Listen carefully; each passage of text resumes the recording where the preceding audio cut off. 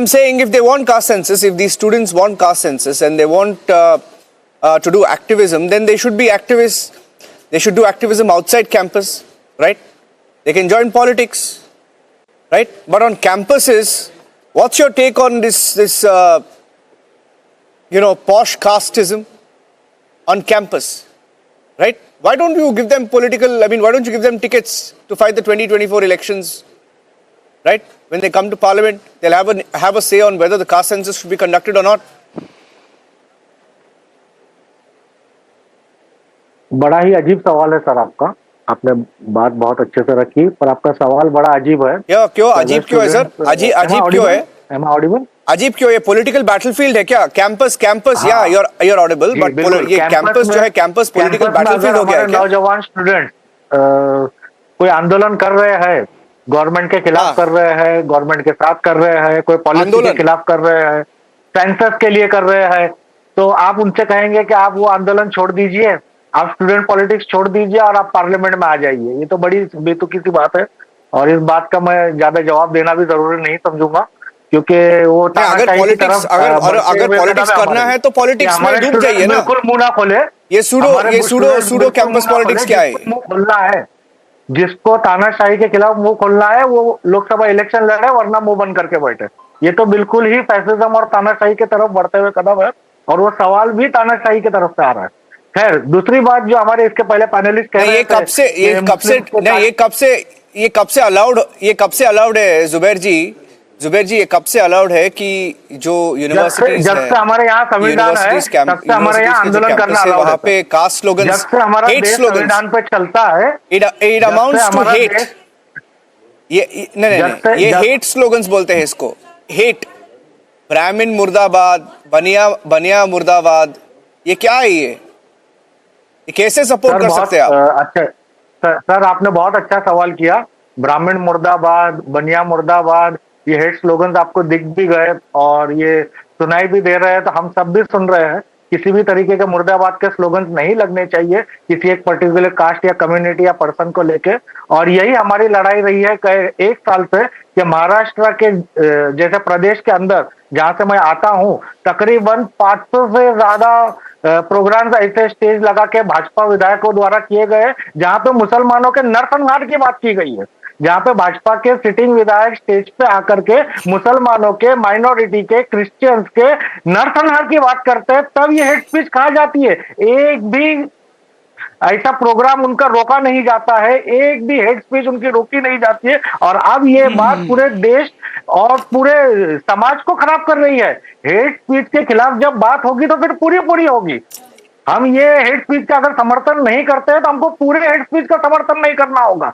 हमारे एक साथी हमसे पहले ये कह रहे थे कि सनातनियों के बीच में ही क्यों कास्टिज्म की बात हो रही है, मुसलमानों के बीच क्यों नहीं बात होती है, क्रिश्चियंस के बीच क्यों नहीं बात होती है। तो वो साथी को हमारे थोड़े जानकारी कम है। देश भर में मुसलमानों की जो रिजर्वेशन की लड़ाई है वो ओबीसी कास्ट के ऊपर ही है।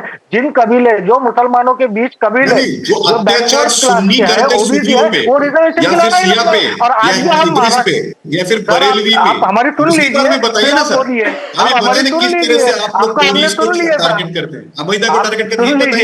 हमारी लड़ाई ही ये है कि जो बैकवर्ड क्लास के मुस्लिम हैं, जो कबीले पिछड़े हुए हैं, उनको रिजर्वेशन दिया जाए।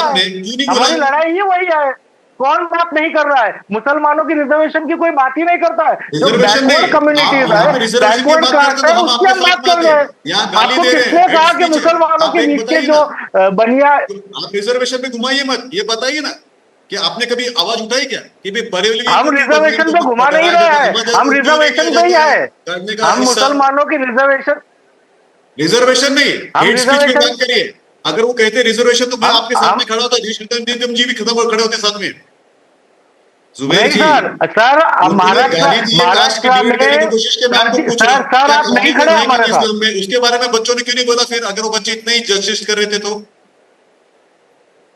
जी सर, मैं सर जवाब आप आंख बंद करके दूध पिएंगे तो सबको, किसी को दिखेगा नहीं, हमको पता नहीं, इसीलिए मैं आपके सवाल का जवाब देता हूँ। सुन लीजिए, रिजर्वेशन आप कह रहे हैं ना, विनती करता हूँ, सुन लीजिए सर, हाँ सुन लीजिए सर, चलेगा सुन लीजिए, जवाब सुन आप लीजिए, समझदार आदमी है। जवाब सुन लीजिए सर। कास्टिज्म के कारण ऐसा अगर होता रिजर्वेशन, तो हम भी आपके सामने खड़े होते कि हाँ रिजर्वेशन होना चाहिए, लेकिन बात ये है सर, कि आप वहां सुन जो लीजिए। है आप जैसे लोग उनको बरगलाने की कोशिश कर रहे हैं।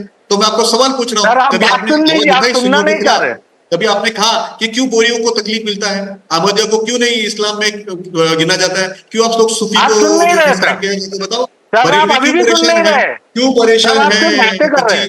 क्यों परेशान है चिश्ती, क्यों परेशान है चिलिया, ये बताइए। इसके बारे में कभी सवाल नहीं पूछा?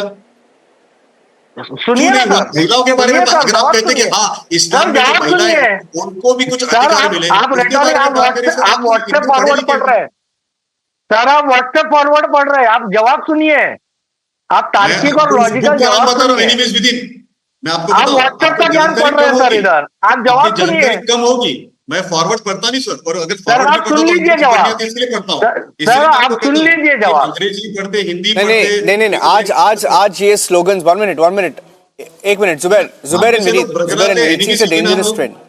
मुझे एक 2 मिनट देशोता दीजिए, निगम, मैं एक जवाब मिनट, दे देता हूँ विनीत इनका। 1 सेकंड, विनीत 1 सेकंड, अगर देशोता निगम, अनइंटरप्टेड 2 मिनट देंगे These तो। people deliberately एक incite मिनट, these एक minute. students, innocent students I here, just want to I want to bring Deshata Nigam just to once more make into their the debate. political career. Deshata Nigam is a dangerous Different trend, kind of right? characters Today will there are come and will slogans. instigate the students Tomorrow here. there could be violence also, because I just saw a video of them entering a hall, right? And obviously those students who don't resort to this woke casteism, this posh casteism, right? Now, people who don't believe in casteism, right? Many of them may be there on merit, right? Now, this is bizarre. Today there is slogan hearing, tomorrow there could be violence. And you can't say wah wah wah to every such video that comes out and justify that as freedom of speech. Yes, Niranjan, let me tell you, it's a private university which has to adhere to the rules, regulation, and laws made by that particular state government and also by UGC. And if these students, and as you rightly said, this is the first step, and the second step would be violence if it is not checked. And if you have any problem with respect to reservation, please raise it with the administration. Don't make a basis of Brahmins and Baniya as your basis for hatred to achieve certain objectives. If your objective is to achieve reservation, why bring Baniyas? Why bring any other caste or Brahmins into it? You stand on your own merits. Now, if you have nothing to stand on your own merits, you will talk about Brahmins, Baniyas, and other castes and creeds. Now, anybody who is very sound on fact and law will never resort to all those things. I never resort to things, especially when I'm contesting a case inside a court. I never divert it. You have to be very focused what you want to achieve. If you want an Ambedkar Memorial lecture, you should talk to your authority. It's a private university. It has to adhere to the rules. There are certain guidelines also available. Nobody is talking about guidelines. Vineet Goenka clearly pointed out through a book which I have read, Enemies Within. It's a wonderful book. All of us should read. Now, when such kind of things take place, you've got to be very careful. Who are the people behind it? Who are the enemies who are trying to instigate these students? And the guidelines that the university has, it has to be followed. You can't be vindictive towards any other caste. You can't demean them. Brahmins and Baniyas are equally humans. How can you be using all such kind of statements? Tomorrow, the reverse thing can also happen. The only outcome would be violence, as you rightly pointed out, Niranjan. So let us be very, very careful, have self-restraint, and let the university go beyond giving warnings, because these are very serious issues. These are covered under Indian Penal Code. These are violation of guidelines. These are violation of fundamental rights of others to whom they are abusing.